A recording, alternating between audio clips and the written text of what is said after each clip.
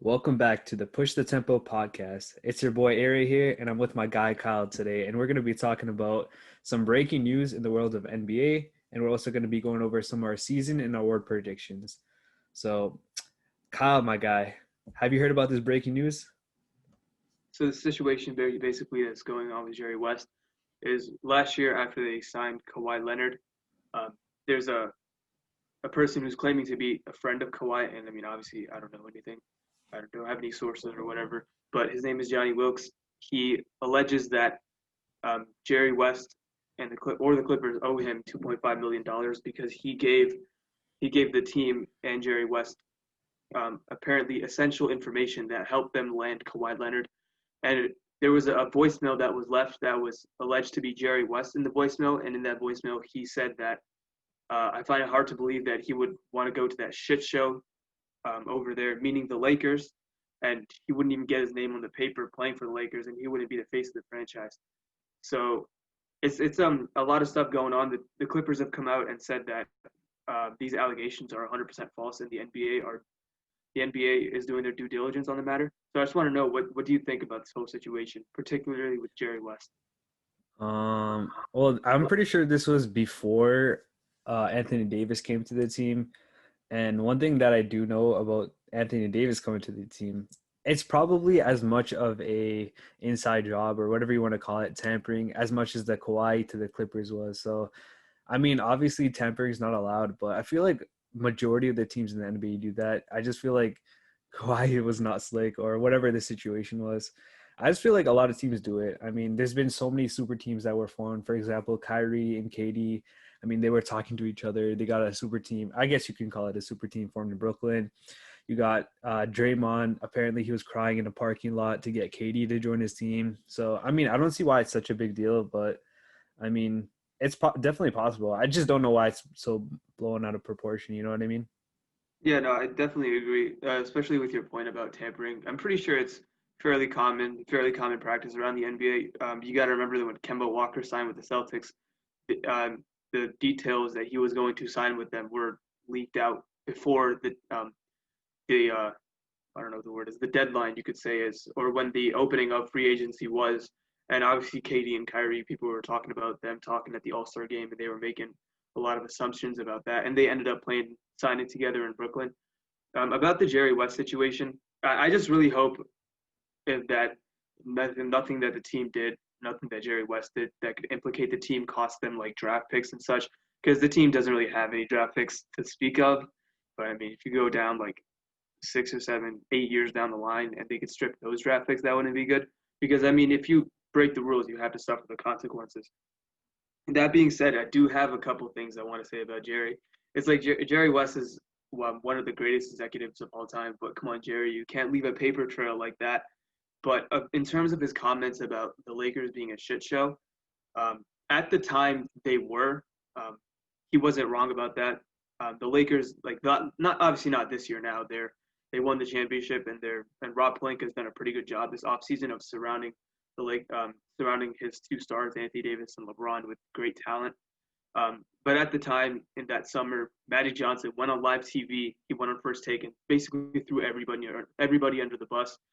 Called out Rob Pelinka. He said he didn't have the strength to face Jeannie Buss and tell her that he was resigning from his position.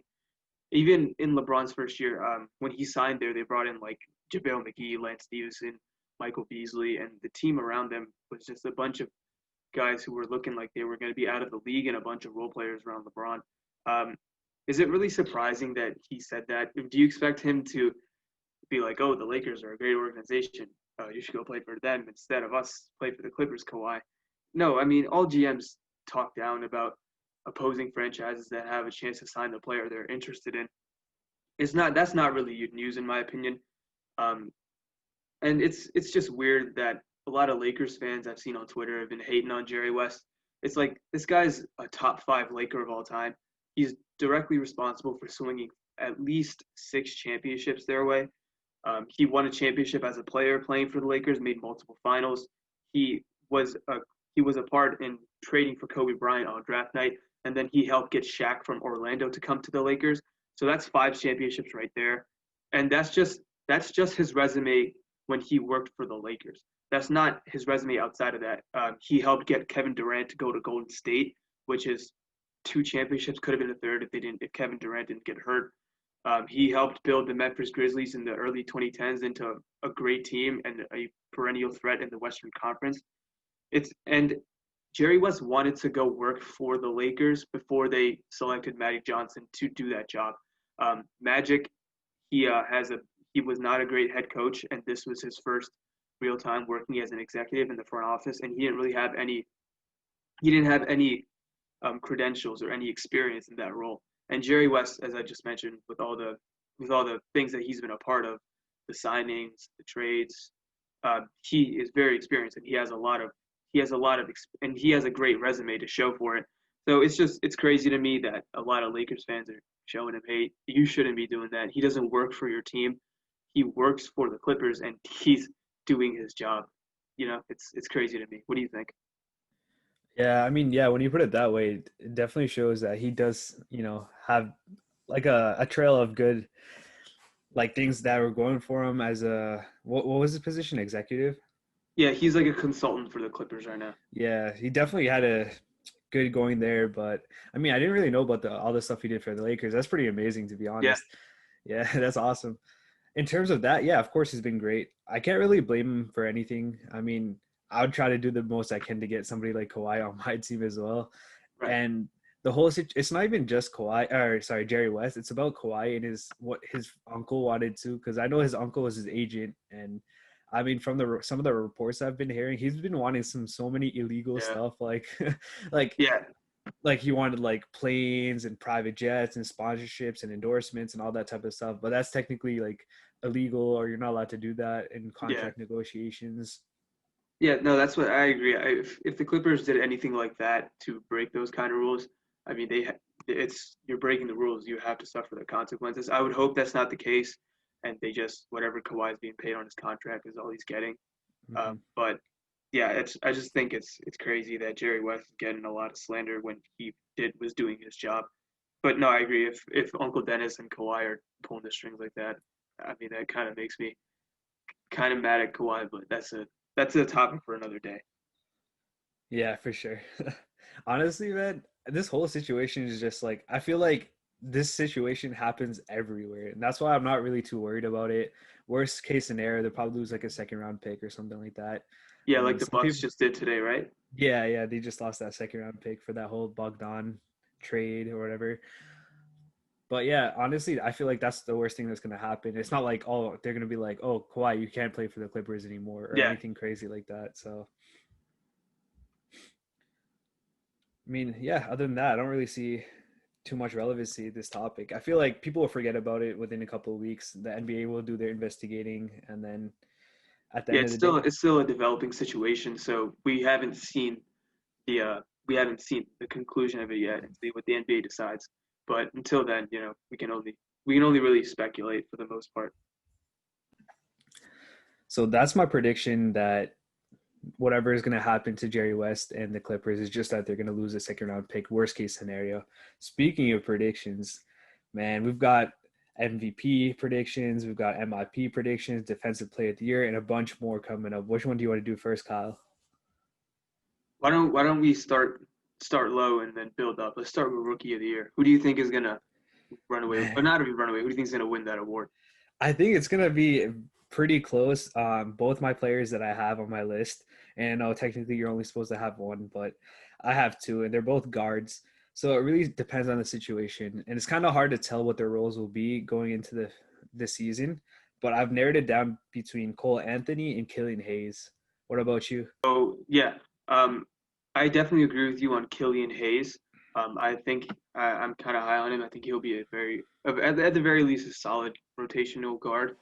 I have it being either between him and James Wiseman. My reasoning for that is I think in the last 2 years in particular, the Rookie of the Year award has gone to guys who have been on, or last 4 years actually, has gone to players who have been on like playoff teams or playoff caliber teams. Malcolm Brogdon, Ben Simmons made the playoffs. Pretty sure that the Bucks made the playoffs of the year he won Rookie of the Year. Luka Doncic, they were close to making the playoffs. Ja Morant, they made it to the play-in tournament. They would have made it. I think they would have made it if they didn't have some injuries. Um, but then again, a lot of these players, they're not going to be on good teams. So that's one of the reasons I think James Wiseman could win it. I think the Warriors, all if they can stay healthy and they play they play an up tempo game, I think they can make the playoffs. I think they'll be like somewhere from like 5 to 7, give or take. That being said, I don't think the Pistons are going to be a playoff team. I think they're going to be one of the bottom like 3 or 4 teams in the league. But that being said, I think Killian Hayes is going to get a lot of opportunity. I'm pretty sure it's been said that Killian Hayes is already going to be the starting point guard on Yeah, that yeah, team. Yeah, and that Derrick Rose is going to be playing more of a mentorship role for him. So he's definitely going to have a lot of opportunity right out of the gate. So it's between those two for me. I just really can't nail down one. yeah. No, I totally agree. The reason why I really like Cole Anthony is like I feel like he kind of fell off, but that was because of the team he was on in college. Like it didn't really suit him. He was the main ball handler. He had to pretty Yeah. much do everything, right?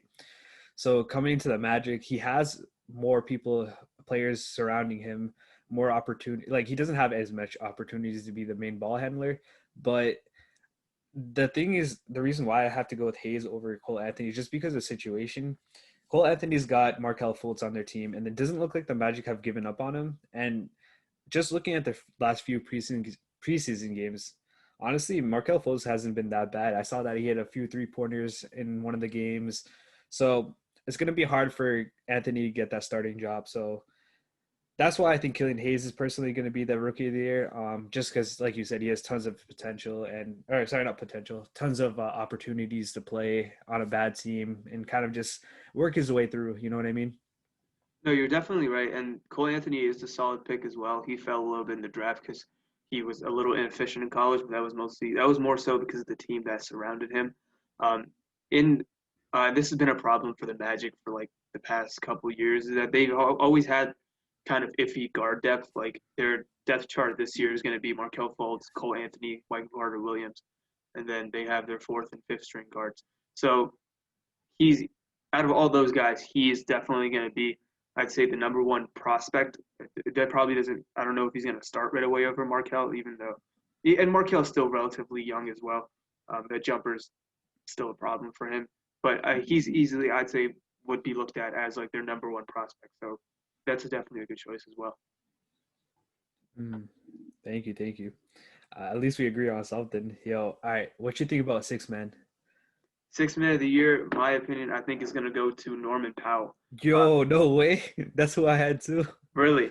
Yeah, Yeah. no, I feel like last year Norman Powell, he went under the radar, but he was awesome last year. Um, Let me just give you 1 second. Norman Powell last year, he averaged 16 points per game, um, almost 4 rebounds and almost 2 assists. He did that on 5.3 3-point attempts per game, shooting basically 40%, 39.9% from three, and his true shooting percentage was 62.4%, which is amazing. He started in 26 of 52 games last year, but that was more so because the Raptors dealt with a lot of injuries last year. So I think this year that their starting lineup will probably be Kyle Lowry, Fred VanVleet, OG Anunoby, Pascal Siakam, and Aaron Baines. They don't have they have a lot of unproven guys on their bench, so I would look for Norman Powell to have a great season this upcoming year, and I think he has a really good chance of winning Sixth Man of the Year. For the same reasons I chose Powell. I mean, I watched that Celtics Raptors series and he was coming off the bench. So he was with coming off the bench with Serge Ibaka, but obviously Ibaka's not there anymore. So I feel like he's going to have a really big role compared to last season. And he, like you said, he had pretty good stats last season as well.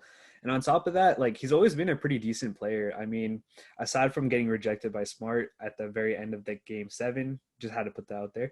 I mean, he's been a very solid player. I mean, he's been working on his shooting. He can consistently drive in, kick the ball out, or score the ball. So very decent player. The reason why I had a hard time was just because I feel like there's not that many other teams that have a six man anymore. I mean, Dennis Schroeder, that was a possibility, but it's kind of hard to see because he was saying that, oh, I don't want to be come off the bench anymore. I want to be a starter.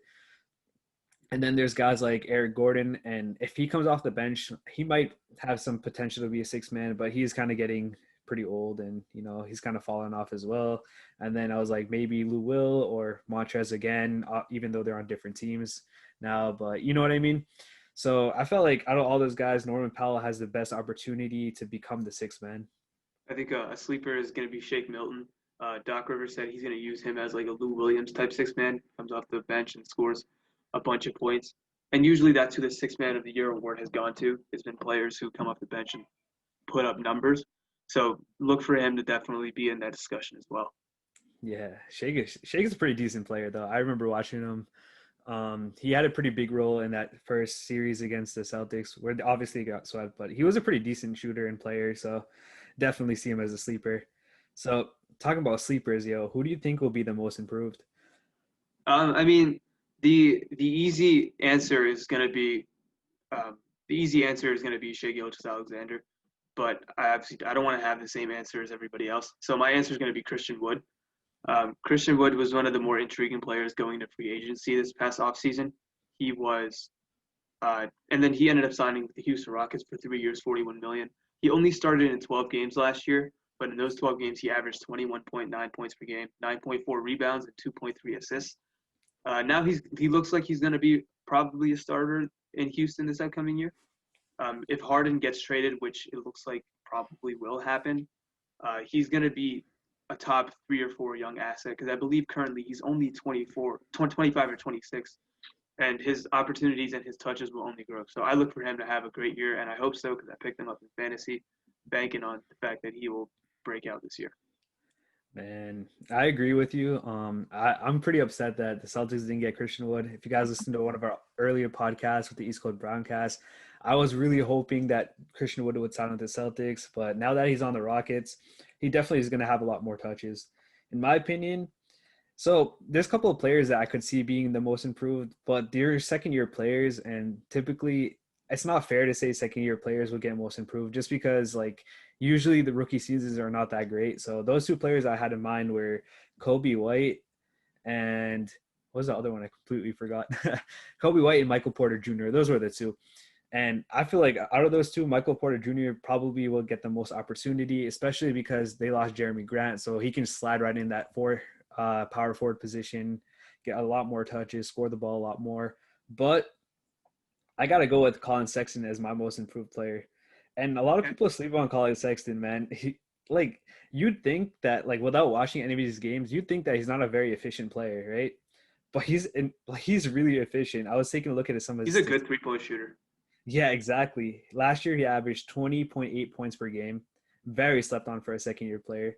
47% from the field, 38% from three. And that's ridiculously good. Like, he shot in his rookie year, I believe he shot like 40% from three. So just looking at him, like I'd be like, oh yeah, he's probably a guy that can't really shoot the ball. He's probably a guy that's not efficient. But for being a rookie guard 2 seasons ago and then being a sophomore guard, those are really good numbers. You know what I mean? Yep. So I guess the only area he really has to improve on is his passing game, which he only averaged like about 3 assists per game on with 2.4 turnovers. So he's definitely got to work on his passing game a little bit. And other than that, maybe his defense a little bit, but I can definitely see him improving. I mean, like, who does Cleveland even have? You know what I mean? Yeah. Another guy who I think can definitely be in the running this upcoming year is going to be De'Aaron Fox. I saw a lot of people on the timeline saying that John Morant currently is better than De'Aaron Fox. That's just not the case.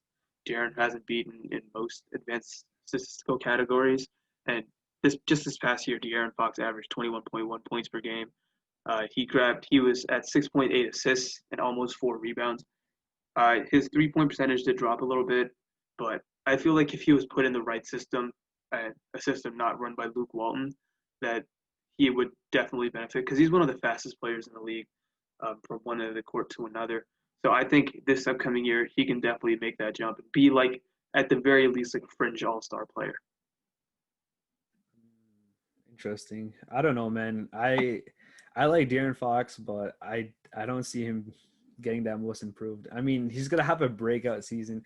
I feel like he did better in his the year before than he did this year. You know what I mean? Yeah, that's But fair. yeah, I just feel like Luke Walton's not the greatest yeah, coach. exactly, exactly. Yeah.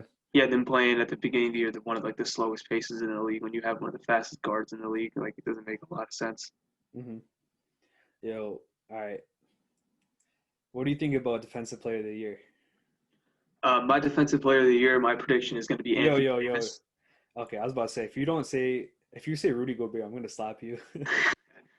Now, voter fatigue is going to set in. They're not going to give it to Rudy again. My DPOY this year is going to be Anthony Davis. The Lakers, while they did improve this offseason, they lost a little bit of defense, particularly at the center position.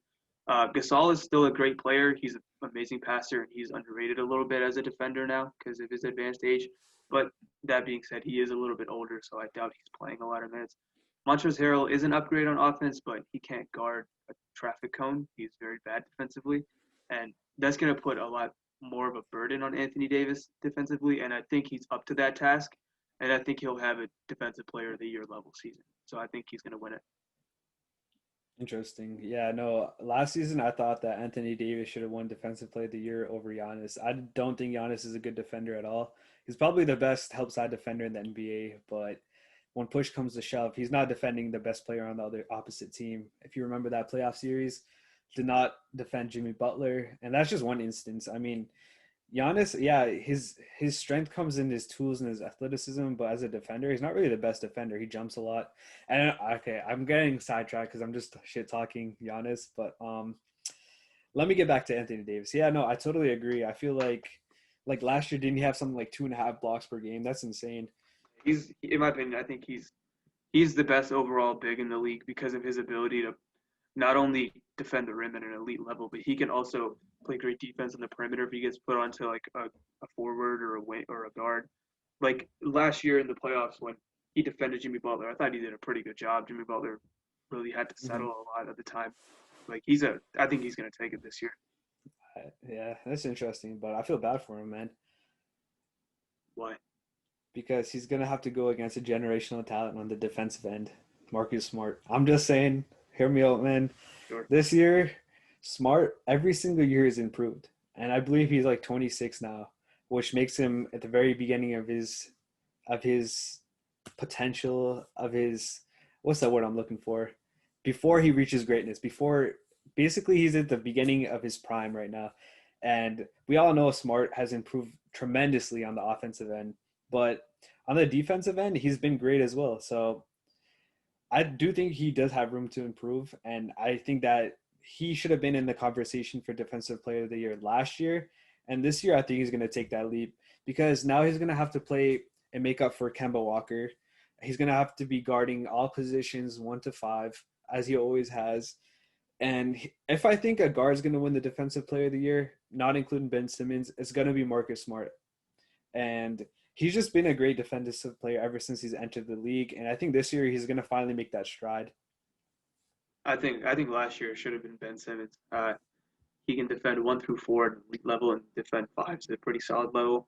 Uh, every single night, for the most part, he took the toughest assignment, being at Kawhi, being at like LeBron, uh, the best offensive guards in opposing teams. Last year, I thought Ben Simmons should have won it. He's definitely going to be in there as well for the running. A sleeper guy I have for the Defensive Player of the Year is going to be OG Anunoby. I think Hell he's no. going to have a great year. Um, Hell no. why not? Bro, man, what the hell has he done on defense, bro? I watched this dude. He's okay. He's a decent player. Like, I don't think he's Defensive Player of the Year yet. Like, he doesn't have that talent level on the defensive end yet. You know what I mean? Yeah, no, no. I mean, I think that with the Raptors losing some of their center depth, they are definitely going to have to. He's definitely going to have to make the leap for them to continue to be competitive. So, I mean, that's definitely going to be a reason for him to do so. Mm. I mean, yeah, I guess that makes sense. I just don't see him competing with Anthony Davis, Marcus Smart, Ben Simmons. You know what I mean? That's fair. All right, yo. One guy I would have had in there, but he's injured is Jonathan Isaac. Oof, that guy's great, man. Yeah, man. I wish Jonathan Isaac hadn't gotten hurt. He's such a good defensive player. He's really good. I wish he didn't get hurt. Yeah, same, man. All right. Who do you think is going to win the MVP? This is the big one. The MVP this year is difficult. The no-brainer pick is Luka Doncic. Um, Hmm. it goes without saying that he's going to be one of the heavy favorites. Last year was only his second season in the NBA, and he was already All NBA first team. And the Mavs were the seventh seed in the playoffs. He averaged, and in that playoff series against the Clippers, I was 100% wrong. I thought he would put up great numbers but struggle with efficiency. He only really struggled in 2 games with efficiency. The rest of the games, he was really giving it to the Clippers. He averaged 31 points per game, 9.9 rebounds, and 8.7 assists in those 6 games. In Game 4, the game everybody's seen the highlight of him hitting the step back three over Reggie Jackson. I still don't know why Doc Rivers was telling them to switch and got Reggie Jackson, who can't defend anyone either, switched on to Luka Doncic. In that game, he had 43 points, 17 rebounds, and 13 assists. This year, in terms of like improving, I think he can. I mean, he put up great points, a great stat line last season in the regular season. That I think will jump slightly, but I think he can become a more efficient 3-point shooter and a better free throw shooter. I think he's a better 3-point shooter than the percentages show because he takes a lot of very difficult shots, like a lot of step back threes and a lot of like contested shots as well. Free throw shooting, I think he can also get better at. But what do you think? Who do you think is going to win it this year? Man, I had Luca as well. It's like you said, it's pretty much a no-brainer. Like you got Porzingis is hurt, and with that, like Luca's gonna have to carry his team, and that's something he's totally capable of doing. Like he, to me, reminds me of LeBron more than any other player does, just because he can have the ball in his hand, he can play off ball. They're both not the best shooters and free throw shooters out there, but they'll still make plays. You know what I mean? So for that reason, I do have Luca, but to kind of like not for the sake of argument, I one player that I do see topping him is none other than Paul George, man. And this is gonna Oh sound man, wild, bro. Bro, this is gonna sound wild, man. But yo, remember when Paul George was a top five MVP player? top three. Top three, exactly. Man, I think this is gonna be his year, man. I really do, and I really hope the best for him. Paul George is one of those players that, like, he's probably the most human player out of all the players in the NBA. Like, he's been shot on, meaning like game winners have been shot on him the most. Bro, he's choked the most. He's missed the most shots in crucial times.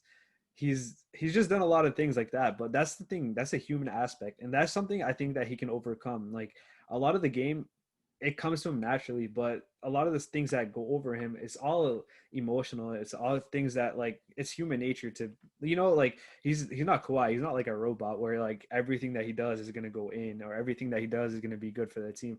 But this year, man, I feel like he's gonna come in with some strong energy. I don't know, man.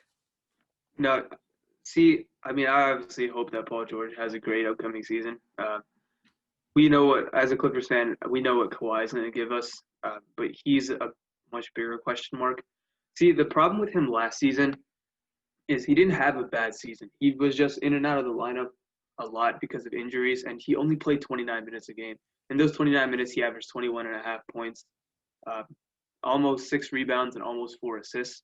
And the biggest, one of the things that people slept on last year is he shot 41% from three on almost 8 attempts, which is which is an elite level of 3-point shooting. If you look at his per 36 minutes from last year, they're very close to his MVP, his third place MVP finished season in terms of just comparing those stats. I mean, I would hope that's the case, and I hope he can continue it on into the playoffs. But just as a fan, I got to see it to believe it first. One guy Mm. who I have as a sleeper this upcoming year is Damian Lillard. Um, I think the Blazers improved their roster, particularly their starting five. Robert Covington is a pretty good defensive player. He's slightly overrated, but he's still really good. Yusuf Nurkic, a healthy year from him. I think he's underrated. I think he's pretty solid as well. Um, they also got. Sorry, one second. I think they'll finish somewhere from the range from 3 to 5, or maybe if they do overperform and finish at like possibly 1 or 2, Dame is going to be a huge part of that, and I think he could have a very strong case for the MVP. What do you think? Man, that's a good point. I did have Damian Lillard somewhere in my mind when I was thinking about MVP. For pretty much the same reasons you explained why. I can see Tatum being in the same situation. Like, if he's able to carry the Celtics to a first seed over the Bucks. That would just be insane because we all know how good of a regular season team the Bucks are. So if Tatum's able to average like close to 30 points per game, he's probably going to average 7 to 8 rebounds a game. And then if he averages maybe even 5 assists per game, I think that's MVP level numbers, especially from like a was his third or fourth year in the league. I don't even know, but I do see some potential coming from Tatum to be one of the MVP front runners. A lot of the other front runners from previous seasons are getting older now, like Westbrook. Okay, he's not nowhere near MVP level anymore. LeBron's getting older. Anthony Davis has LeBron on his team, so it's kind of hard for Yeah. two great players to become an MVP. Let's just say something goes wrong with Luca.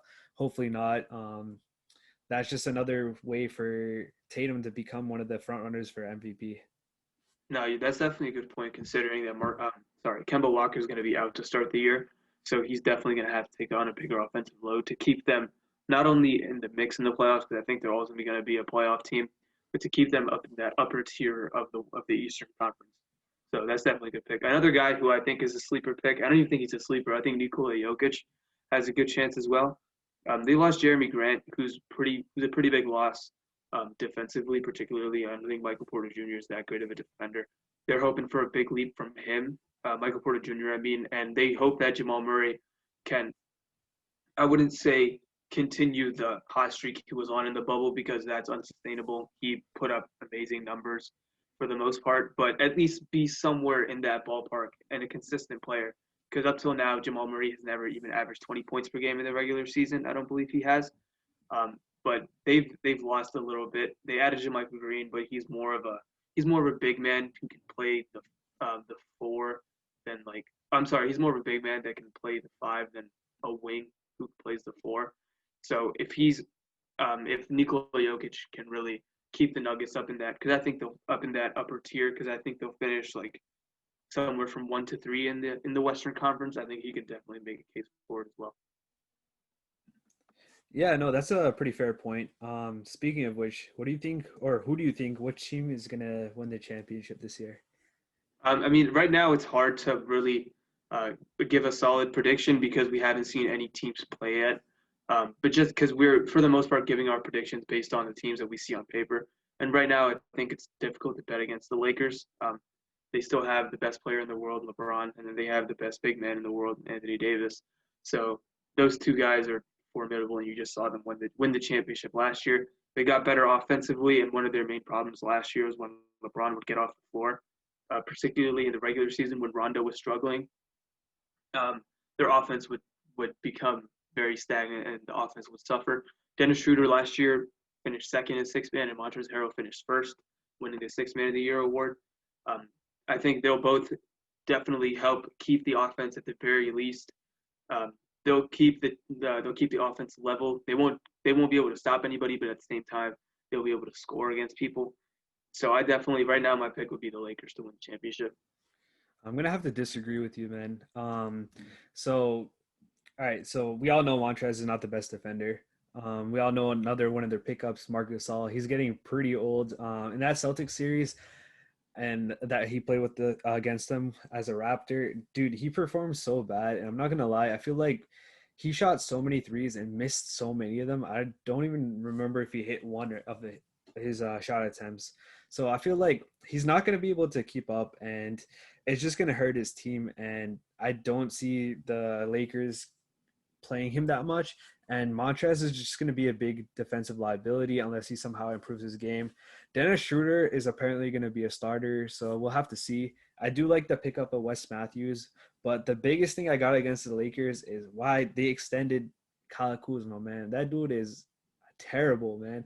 And I don't know, man. Something about that Lakers team. Yeah, it's a great team, but I don't know if they'll be able to go for another run. They had a lot of advantages, and I'm not gonna say like, oh, their championship didn't count because it was in the bubble, but they had a lot of things going for them in the bubble. The Clippers were knocked out. They had a pretty easy path to the finals. Like Lillard got hurt. They did steal one game. I can't remember who they played in the second round. Who did they play in the second round? They played the Pocket Rockets. Yeah, exactly. The small ball Rockets, pretty easy for their lineup. It was like kryptonite for them. Then they played a Denver team which was probably exhausted, and then they versed the Heat team. So I like I said, I don't want to discredit their championship, but I don't know if they'll get the same path to the championship they had this year. With that being said, they're gonna have to stand against one team, and I think this team has the best shot at getting a championship. That's the Clippers. The reason Oh man. why, dude, I know you're the biggest Clippers fan, so you should be pretty happy if I'm saying it. The reason why is like I kind of like the moves that they did. They were able to kind of get rid of Shamit and bring a similar player, Luke Kennard. And speaking of Kennard, did you just see the news that just happened right now about him? Yeah. Luke Kennard has agreed to a contract extension with the Clippers, 4 years, 64 million, reported by Woj. Um, Look, Luke Kennard, I think he's underrated. He was playing in Detroit, and nobody really watches Detroit. His only issue is he's very, I shouldn't say injury prone, but he has knee issues. So if he can stay healthy, I definitely think he's an upgrade over Shamit because he's kind of further along in his development than Shamit is. He's kind of what the Clippers wanted Shamit to be last year in terms of like ball handling and playmaking, but Shamit just he's not that kind of player at least not yet. So it's a risky extension considering his injury history, but if he can stay healthy, I think he'll be at the very least slightly not worth it, but I think he can be worth it. One thing that, and this is just speculation, obviously, but if Luke Kennard can fill in that 6 man role and take some of the playmaking burden from that second unit as well as take some of the scoring load, I wouldn't be surprised to see the team if they move on from Lou Williams because neither him or Luke Kennard are good defenders, and you can't really have like a bunch of bad defenders on the bench, which the Clippers kind of do currently. Their only good defender on their bench right now is like Pizza Zubac.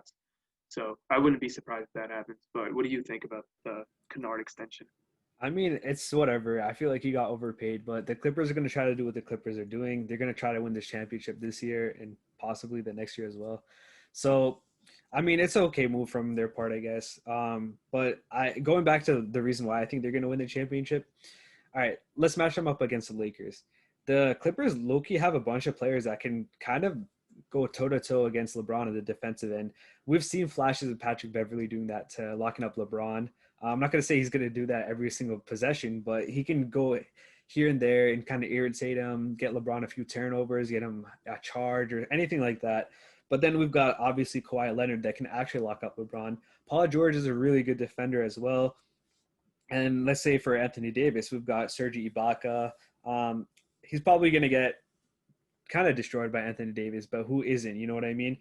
And then now you've got Marcus Morris, who can pretty much defend anywhere from the small forward to the power forward position, and Batum. Batum's not a bad player as well. So I definitely do see the Clippers like being a good threat against the Lakers, and I do see them being outmatching any other team in terms of talent. So, and once again, like I said, Paul George is going to have an MVP season this year. It's a personal prediction. Put that down on paper. I'm gonna see him get the Finals MVP as well. We got the receipts now. You're gonna say it, but see, man, and I don't mean to make this like a whole Clippers podcast. See, last year the thought of the Clippers being a fully optimized team was what scared people the most, but we only saw that for like 10 or 11 games, and that was right before the shutdown.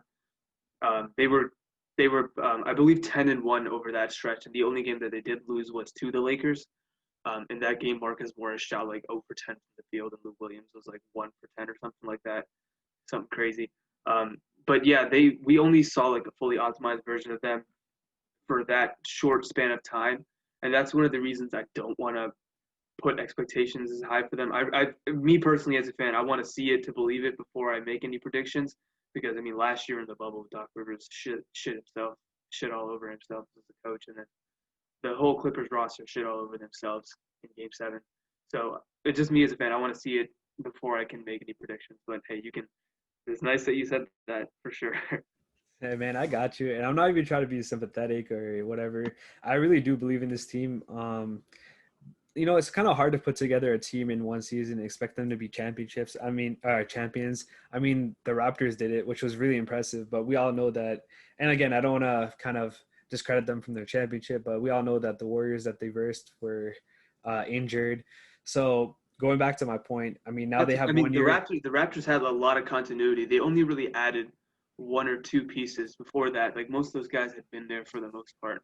Hmm. They just had to add Kawhi, who just fit right into their system and Yeah, and was they a brought beast. in Green to complement Yeah, right. Kawhi as well. So And I mean, I have my gripes with Danny Green. He's inconsistent, but he can play solid defense, and he's a winning player. He makes winning plays. totally, you can say that one more time. Definitely I'm underrated that player in too, my man. books. All right, but yeah, so that's one more season they have in the books to kind of work with each other. And at no point, I don't think they've ever been fully healthy, all the entire team all together. So they definitely have a longer regular season, or not as long as always, but they definitely have a long regular season to play together and work out things. And I do see them improving. And like you said, they brought in a better coach or a different coach. So we'll have to see how that does.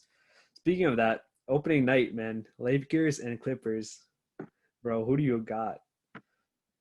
I'm gonna go Lakers. I mean, you've heard my reasoning. I think currently the Lakers are the best team on paper, and the Clippers, even in the preseason, they looked a little sluggish and they didn't really run everything as well as you thought they would have. Their sets and their plays.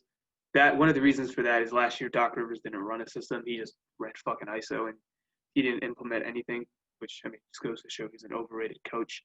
Um, so I think the first couple games for the Clippers, not to mention to start the season, they have a pretty difficult schedule, all things considered. So I think tomorrow the Lakers will win the first game. Mm, interesting. I had the Clippers winning, and for all the reasons I said that they were going to be champions, it just goes with that. I think that the matchups are going to be in the Clippers' favor, and I just think that they're a better overall team, even though the Lakers are a great team. So, all right, man, you have your opinion, I have mine. We'll see tomorrow. We'll find out. So, what do you think about this Warriors and Nets game tomorrow? It's tough to pick against the Nets, particularly versus the Warriors. I think the Warriors are going to be in the lower half of the Western Conference playoff bracket as compared to the Nets. I think they'll be in the upper half of the Eastern Conference playoff bracket. I'm pretty sure Draymond Green won't play in Game One versus the Nets, and that's one of their two average to above average defenders because James Wiseman is still a huge question mark in their starting lineup. So I think the Nets are going to take that one. But Yeah. if the Warriors can play the style that I think they should this year, which is running in transition and being a transition team, which I think Steph is fully able to do. Even though he's 32, he's like he's one of the best, not only off-ball players who's in constant motion, but he just creates a lot of opportunities for everyone else, which it can't be understated. Gravity is a very overused term for him, but that doesn't make it any less true. That's why I think when people said that Damian Lillard is close to the shooter or the player that Steph is, I find that ridiculous. I think Damian Lillard's only ever won one playoff game versus the Warriors in his career. Um, and when he's off the ball, he doesn't pose nearly the threat that Steph does. So, my bad. I don't mean to keep rambling, but I'm going to give it to the Nets tomorrow. Yeah, no, I have to agree with you. One dude I forgot for the MVP frontrunner is Steph Curry, but I mean, there's a lot of ifs and whats with Steph Curry, but we'll have to see how he does. Unless he scores like 40 or 50 points and carries his team, I have to say the Nets will take this game on pretty easily. Yeah, and see, I want to put Steph in the MVP race as well because I think he'll have the numbers. I just don't know if they'll win enough games. Exactly. Yeah, yeah, yeah. All right, man. I think we should call it for this podcast. Sure. I ain't gonna say anything, but man, we'll have to see tomorrow, man. Maybe we'll have to set up a bet after this to see who's gonna win between the Lakers and Clippers. Hey man, I would love for the Clippers to prove me wrong and start off the season strong and with a win over the Lakers. But as it currently stands, I'm gonna give this one to the Lakers. I think they more than earned the benefit of the doubt. But yeah, man, I'm super excited. Season starting tomorrow, one of the shortest off seasons. Might not be great for the players, but hey, it's great for us fans who get to watch